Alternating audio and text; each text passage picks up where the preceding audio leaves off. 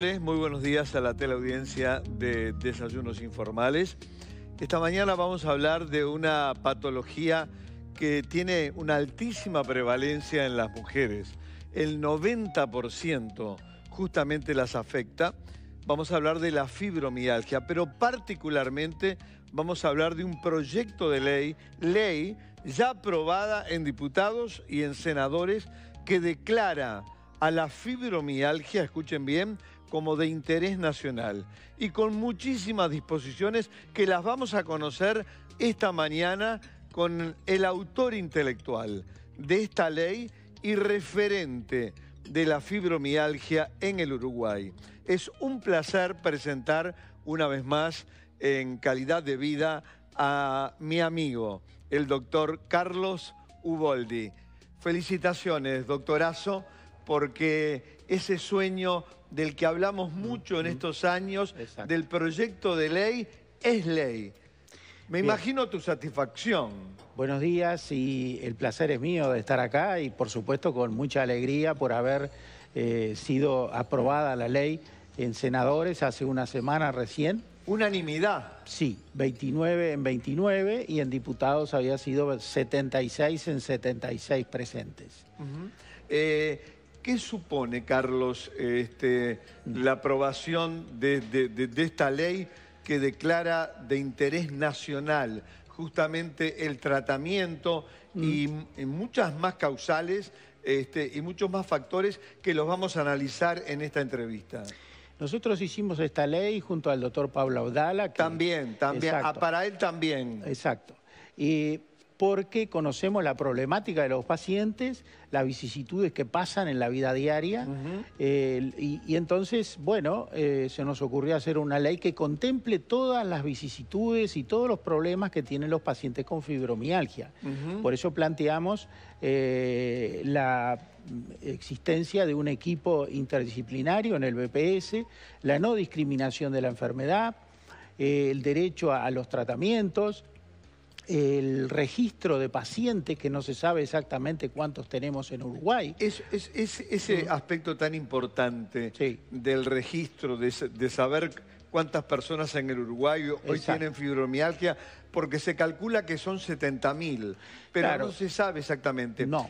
Todo eso, Carlos, la ley se lo marca y se lo dirige al Ministerio de Salud Pública. Exacto. El Ministerio de Salud Pública, entre otras cosas, va a tener que hacer programas de entrenamiento de personal, de divulgación de la enfermedad, de talleres, y se va a encargar del registro de pacientes, porque se habla a nivel internacional que el 1 o el 5% de la población, pero en realidad no sabemos exactamente. Lo que no se logró, Carlos, incluir en la ley, y sé que era una inquietud tuya, es que el tratamiento de la fibromialgia sea una de las prestaciones obligatorias de todos los prestadores de salud. Exacto. En el proyecto primitivo que llegó a diputados, había dos artículos, el cuarto y quinto, que fueron borrados por orden del Ministerio de Salud Pública. Uno de ellos decía de que toda institución pública o privada debería tener un equipo interdisciplinario capacitado en fibromialgia. Y el otro artículo se refería a que todos los pacientes con fibromialgia deberían tener acceso a todo tipo de tratamiento que hubiera en ese momento. Sin duda. Tú hacías recién una breve referencia. Estuve leyendo la ley porque tiene 6 artículos. Me pareció fundamental, Carlos, el artículo 4, porque en el artículo 4 se establece que la fibromialgia no puede ser causal de discriminación. Y muy importante para todos los que están viendo, y fundamentalmente para las mujeres. Yo decía que el 90% de quienes padecen fibromialgia son del sexo femenino. Esta patología no podrá ser invocada como causal de despido por ningún, digamos, empleador público ni privado. Doctor. Exactamente, sí, conocemos pacientes que han perdido su trabajo. ¿Conoces? Sí, claro, por tener fibromialgia. Porque, claro, de alguna manera su problemática de salud hace que por el dolor y la fatiga, a veces faltan o no rinden lo suficiente. Claro. Entonces, frente a toda esa situación, no podrá ser discriminada y cualquier controversia que hubiera, el BPS es el encargado de dictaminar la situación.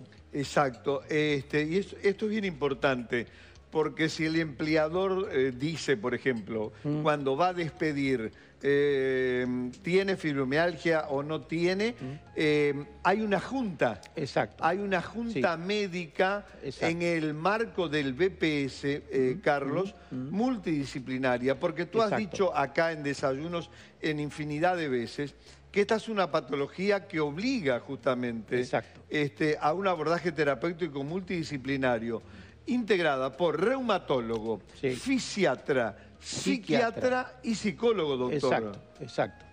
Eso debería ser así. Y bueno, el artículo 5 refiere a que el BPS, a través de una junta médica interdisciplinaria integrada por los profesionales que tú dijiste, y con capacitada en fibromialgia, es la que determinará la incapacidad parcial o total de las personas que concurren al BPS. Carlos, me he enterado por ahí que esta ley que el Poder Ejecutivo va a promulgar, porque tiene un plazo de 120 días, 4 meses, es única en Hispanoamérica, esta ley, y quizás, quiero que lo corrobores, quizás sea única en el mundo, y te han llamado y te han escrito pacientes del exterior de todas partes felicitándote y diciendo, ojalá en nuestro país tuviésemos una ley que declarara de interés nacional a la fibromialgia. Exactamente. En Hispanoamérica es segura que es la primer ley. Es la primer ley. Exacto. Argentina, España, por poner países referentes, están atrás de este tema, pero no lo han conseguido.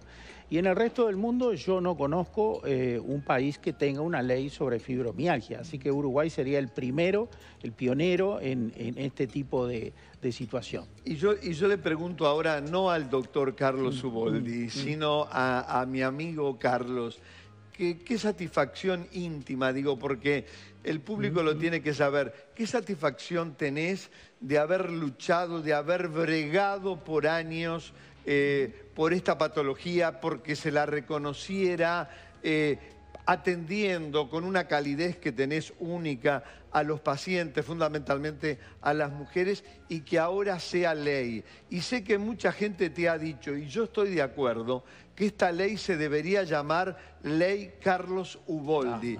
Tu nombre, tu apellido. ¿Qué sentís, Carlos? Bueno, siento una gran satisfacción y también una gran responsabilidad.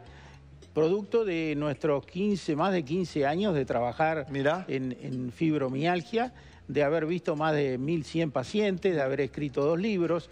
Y bueno, eso nos ha hecho llegar a tener que hacer una ley que, bueno, ahora vio la luz y estamos muy satisfechos, muy contentos por esto. No hay duda. ¿Tú pensás que esta ley va a cambiar sustancialmente la situación de los pacientes, de las pacientes con fibromialgia?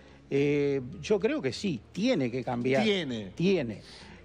Claro, ahora dependemos del Poder Ejecutivo y del Ministerio de Salud Pública y del BPS que tomen cartas en el asunto y la ley la cumplan como corresponde. Por supuesto. Carlos, un placer. No, realmente, y créeme que es una alegría enorme la que en particular siento, digo, porque sé muy de cerca y he estado, digamos, en estos 15 años viendo tu trabajo, viendo tu esfuerzo, y que esto se plasme en una ley, digamos, es auténticamente maravilloso. Y es un cierre de año estupendo para ti y para todas las pacientes con fibromialgia del país. Muchas felicidades, Carlos. No, muchas gracias por promover esto que es fundamental. Sin duda, sin duda. Una gran alegría, obviamente sentimos y sienten ustedes, obviamente, por este hecho que hemos noticiado, fibromialgia declaratoria de interés nacional en el Uruguay. Damos radicalmente vuelta a la página y hablamos de la